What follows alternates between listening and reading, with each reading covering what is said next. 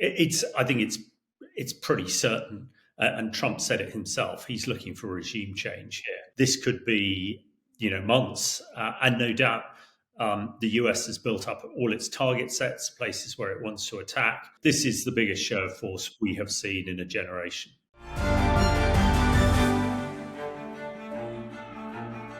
Hi, I'm Fergus Macphee and welcome to the Trump Report. You can watch us every day, Monday to Friday on our YouTube channel, and you can also listen and follow the show wherever you get your podcasts. Joining me today is former British Army Colonel Hamish de Bretton-Gordon.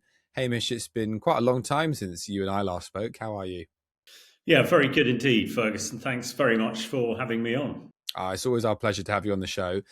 We are talking today about Iran this week, because the US has kind of been building its military presence up in the Middle East to, some say, the biggest in decades. I think some people are saying it's sort of the biggest since the Iraq War. I'll just run through sort of some of what we've seen there. We know the USS Abraham Lincoln carrier has kind of been there since January. The world's largest, the USS Gerald Ford, is on its way. The George H.W. Bush, I believe, is on alert.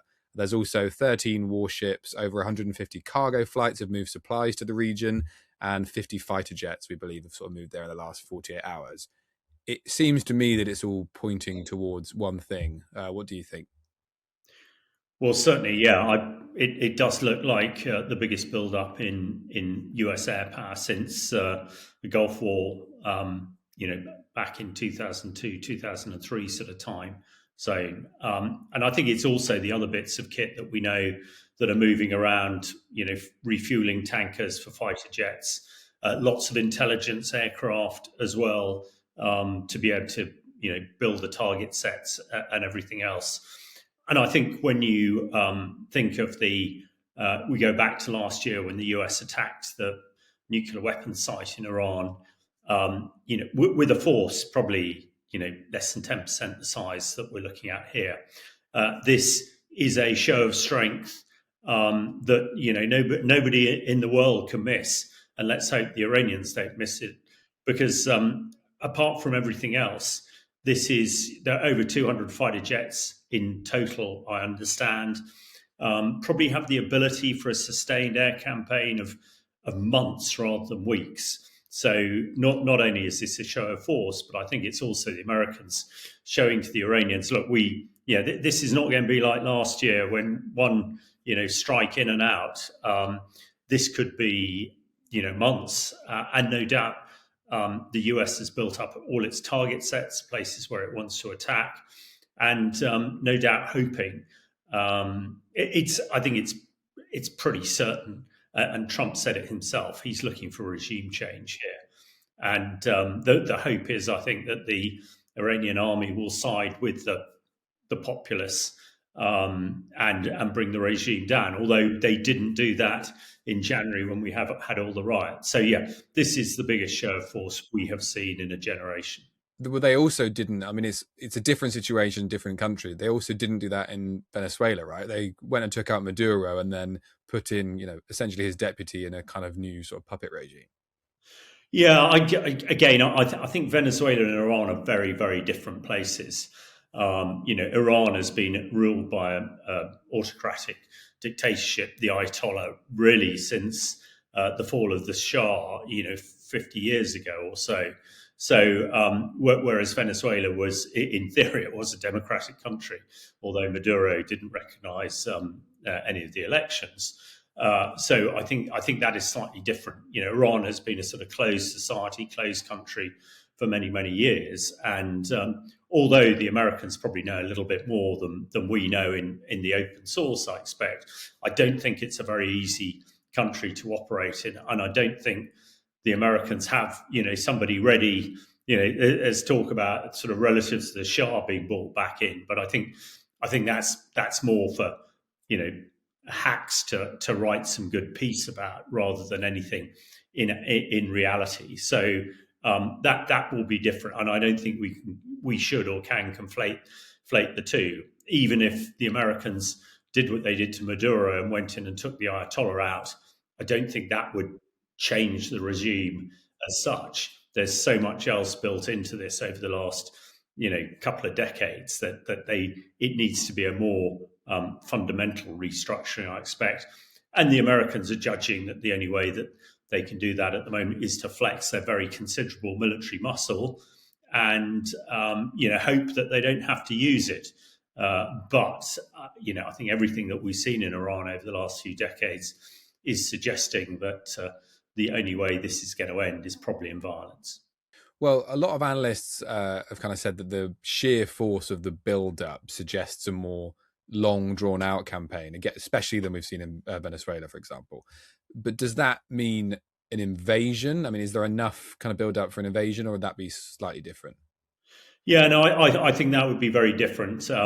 We haven't, the invasion really, you're talking about boots on the ground. And in a country the size of Iran, a lot of boots on the ground, and the Iranian army and all its various guises is massive, hundreds of thousands of soldiers. So, yeah, no, I don't think there is any indication that the Americans are looking to put boots on the ground. I mean, undoubtedly, there are special forces and CIA and those sort of people on the ground already, but I wouldn't expect to see any more. I think it's the US is relying on massive firepower, air power, to try and change things or try and persuade the Iranians that actually they need to do what Trump says, and that's what he seems to be after with all these sort of things. Trump wants people to do what he tells them. Unfortunately, the thing that really concerns us, of course, is Putin in Ukraine, where Putin is not. And this, although obviously people want a long-term peace in the Middle East, while Trump is so focused on Iran, nothing is happening in Ukraine, and no progress seems to be made to get towards peace there. Is there any link at all to be made to, obviously, like I said, he got rid of Maduro earlier. If they do sort of overthrow the regime in Iran, Putin could be running out of allies, or is that reading too much into it? Well, no, I think absolutely. Iran is a close ally of Russia, and we've seen this week a Russian naval vessel. I mean, they haven't got many conducting exercises with the Iranian Navy in the Straits of Hormuz. So, Russia is still sort of indicating that it's an ally of Iran. And of course, Russia has relied so much on Iran for drones, particularly the Shahed drones and other missiles. Now, they have pretty much dried up, we understand, in the last few months. So Russia is getting little from there. And, I think the linkage is that the inference would be that Russia's next. So maybe this indirectly will have a positive impact for Ukraine. We shall see. But yeah, I do think Russia is running out of allies. With Iran really not helping them very much. They have the North Koreans, and they've got a few thousand of their troops, and they're getting missiles and ammunition. But when your closest ally is a tyrannical state like North Korea, it's sort of a bit of a combat indicator that your back is very much up against the wall, I think. Russia is next in what sense? Because I can't imagine the US would launch a strike on Russia. No, absolutely no. I'm sort of slightly meaning metaphorically that if Trump can sort out Iran, as he seems to be biting things off, he's got rid of Maduro, and Venezuela is very much under the sort of control, I would suggest, of the White House now, or certainly the US. If he can sort out Iran, then those are two big things. What everybody is looking at, and the only way that I expect he can get true satisfaction is if he can stop the war in Ukraine. And hitherto, he seems to have been siding or taking the Russian perspective more than the Ukrainian and European perspective. Now, that clearly hasn't worked. So I think there is a chance that if he is successful in Iran, that would be a hell of a marker in the sand, as it were.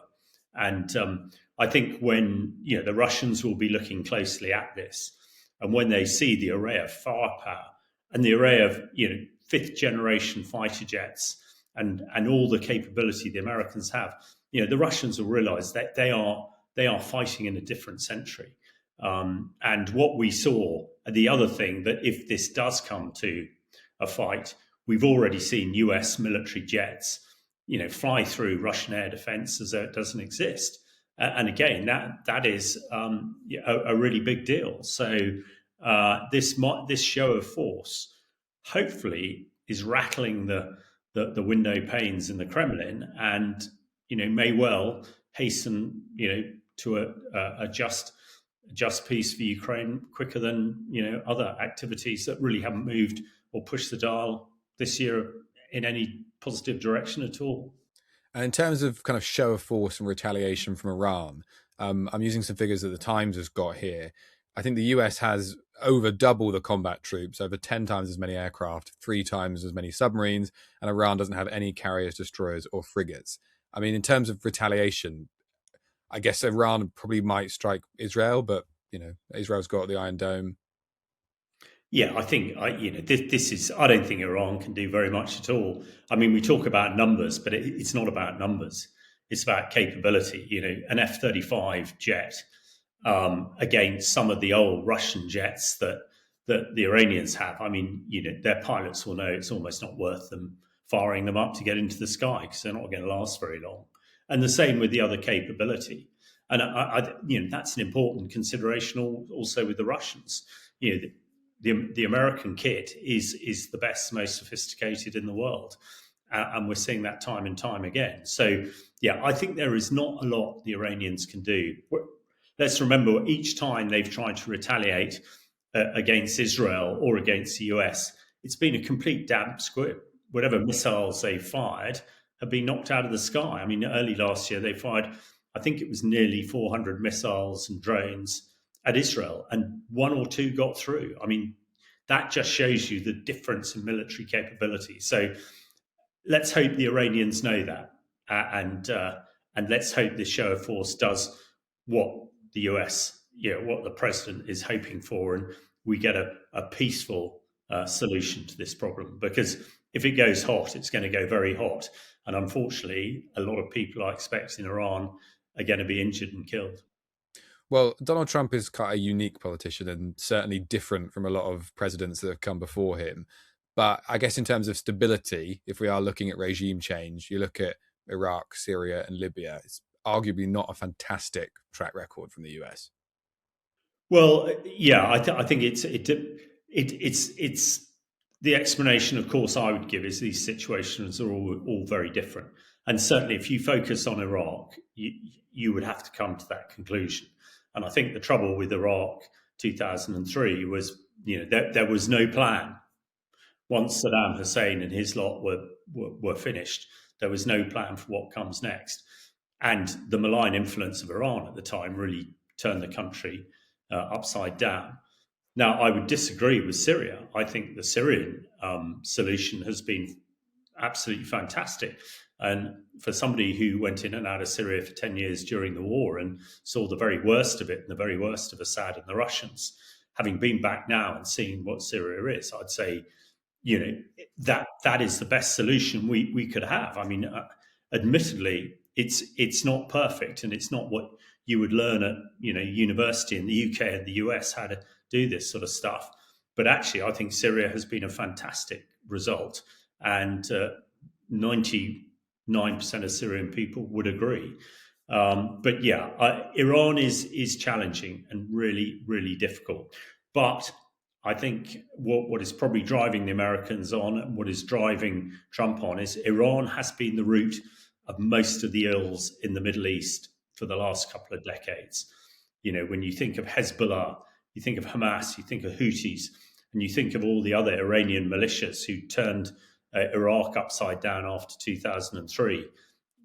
Iran and the Ayatollahs have a hell of a lot to answer for, and they may just be getting that answer.